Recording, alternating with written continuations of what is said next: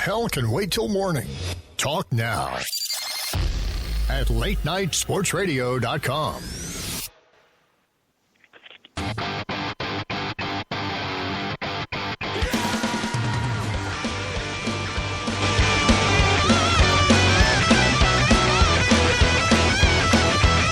Welcome back to the Bob Sullivan Show here on latenightsportsradio.com. If you want to call in, talk to me or Jacob, the number is 585-633-7487. I'm back here with Jacob Padilla from the Craytonian and the Bright Side of the Sun.com. How you doing, Jacob? Doing pretty well.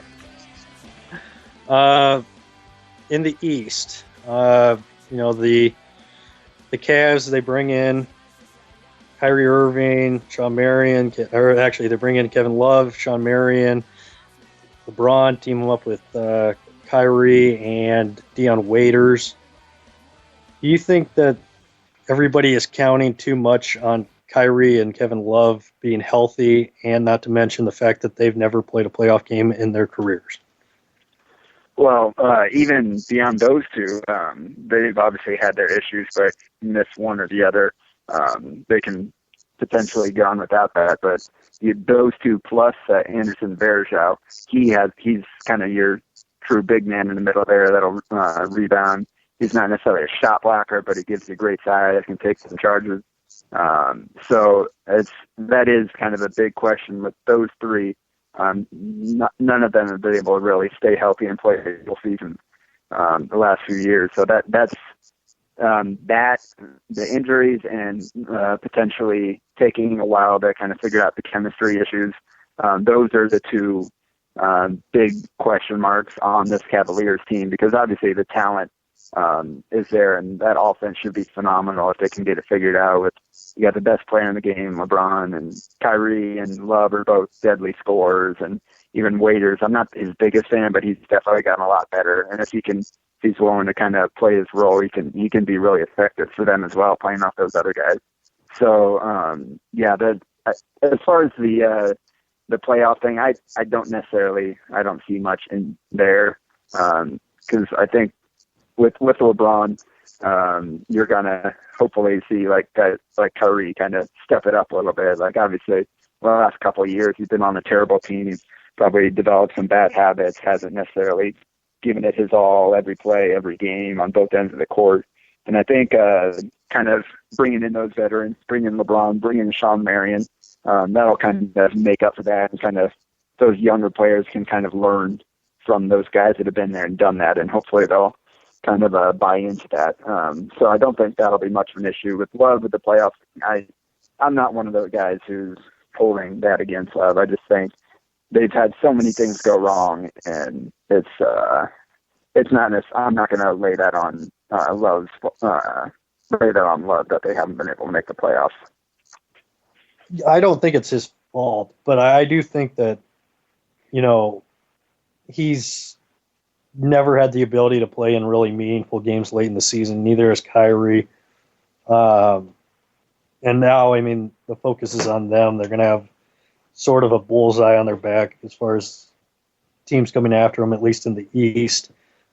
So they're going to have a lot of tough games during the season. Plus, in the playoffs, I don't know. They're going to get worn down late in the season. I just don't see them. Talent-wise, they should have enough to make it to the finals, but experience-wise and, having that, experience of playing late into the season, I think that's going to hurt them big time getting out of the East. Yeah, and I think there's some of that, and like I said, just the fact that you've got these guys that have never played together coming together and trying to figure it out. Like I said, with the Heat, LeBron and D-Wade and Chris Bosh, they did well enough to win a lot of games and make it to the playoffs, but once you got to that stage, got to the finals there, they just got knocked out by a better cohesiveness that really knew what they were doing and knew all their roles. So that'll be the question especially with the new coach. Like David Blatt, all he's done is win. but we haven't seen him do that in the NBA. So it'll be interesting to see how he handles this team, what kind of respect he garners from the players, how much they're willing to buy in and accept their different roles, because they're going to have to make adjustments. There's only one ball to go around, and those are four guys that are used to having the ball and getting a lot of shots at. So, and I think, like you said, that'll be kind of an issue, especially in this first year. I think they're going to be really good, barring catastrophic injuries or whatever. And they're going to make a playoff run. But that's why, looking at the Bulls, you kind of, I'm hoping Bulls are kind of the team that I cheer for in the East. I was raised in a Bulls fan household. Kind of got a look at the connection. My mom, when she was pregnant with me, refused to go into the hospital until the Bulls closed out the '92 finals. And so they did that, and I was born at 8 a.m. the next day. So I was kind of raised a Bulls fan. So I'm going to be cheering for them. And I think that's something that they already have a leg up on compared to the Cavaliers, where you've got guys coming back that, for the most part, that team has played together. Those guys, Kyle's new, but I think he'll be able to fit in really well with the way they do things. So I think they've kind of got that chemistry already, which is, if they can stay healthy, that kind of gives them advantage on the Cavs. But then again, looking at the Cavs, they've got LeBron James, and I'd never like to pick against that guy. The East it's going to be kind of tricky this year. Toronto's got pretty much everybody back. They're, I still think they're kind of a player away from really being a true contender in the East. The Wizards seem to be that, pick to, that dark horse team. And then the Hornets have gotten better with the addition of Lance Stevenson. Which of those three teams do you think has a legit shot to either knock off the Bulls or knock off the Cavs in the playoffs?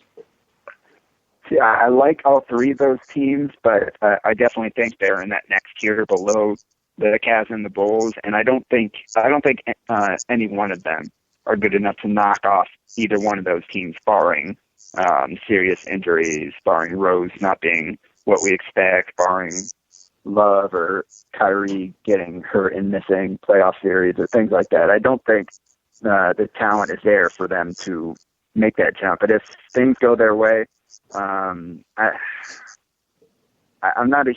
I kind of feel the same way about Toronto. I think they might be getting a little bit too much love based on what happened last year. I think they're a really good team. They're going to be competing for the 3, 4, 5 seed up there, along with the Wizards. I think the Hawks will be kind of in that group too if Al Horford can stay healthy. I just really like what Budenholzer's done with that team, and Al Horford's really good. So I think that's the kind of next group you're looking at with those four teams. Out of those four, I suppose, man, I like Washington, but not a big fan of Randy Whitman. That's kind of holding them back. Like you said, Toronto, they're solid, but I don't necessarily know if they've got what it takes to kind of jump ahead of those other teams. We'll see what they can do this year if they've, in their second year together, if they can kind of build off of what they did last year, being a bit of a surprise. Right now, I don't think any of those teams are going to be able to knock off and make it to the finals. A team that I'm kind of, wavering on is Detroit. I think they got good pieces there, other than the Josh Smith contract, but the addition of Stan Van Gundy, I do think that he has the ability, he's good with big guys. I think he can make a difference there. That difference might be like them sneaking into the playoffs, though, not being a world beater or anything. But I like what just bringing him in. I think that's going to make a world of a difference from last year. And a team that might sneak into the playoffs, I like the Magic with Vucevic. I like Tobias Harris, Alfred Payton, Aaron Gordon. I like that team. If Payton can manage, to cut down the turnovers that he's been prone to in this preseason, I think they have a shot to sneak in there at the 8 seed. I like what Orlando's doing, but I don't think they're not there yet.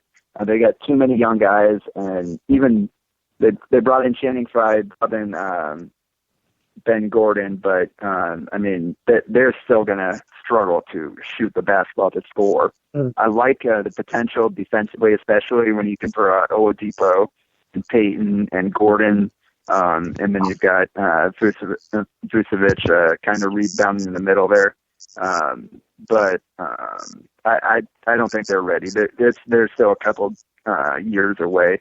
Got to see how well those guys develop. Got to figure out who's going to score their points, kind of lead the offense. So I'm not as high on them. I think, like you said, Detroit, I wouldn't pick them to get in there, but with Indiana probably falling out, losing their two best scorers on a team that already struggled to score, I think there's an opening there at the bottom. So Detroit has a chance there, but I wouldn't say Orlando's ready for that yet. Predictions in the East. Who do you got going to the Eastern Conference Finals? Who do you got going to the finals from the East? Let's see. This I've been struggling going back and forth. I think it's either going to be Chicago or Cleveland, and I suppose it's probably going to be whoever stays healthier out of those two, because obviously there are well-documented injury issues with both.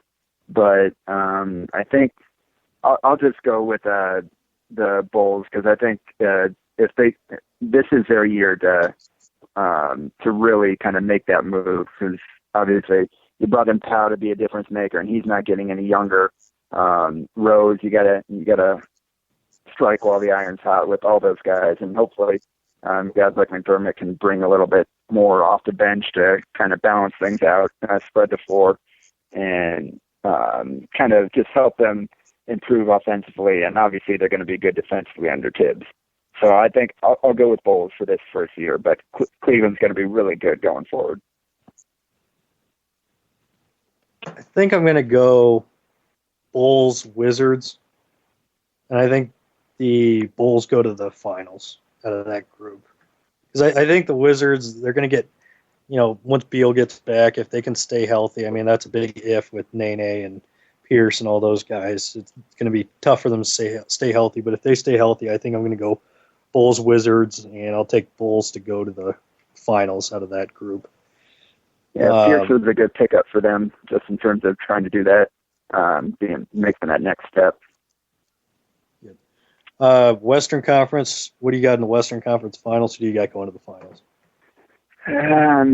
I've learned not to bet against the Spurs, so I'm going to have to stick with them until they prove me wrong, because they're just such a machine. I like the Clippers, I like the Thunder, but I think right now it's tough to pick against the Spurs. Yeah, I think it's going to be Spurs Thunder.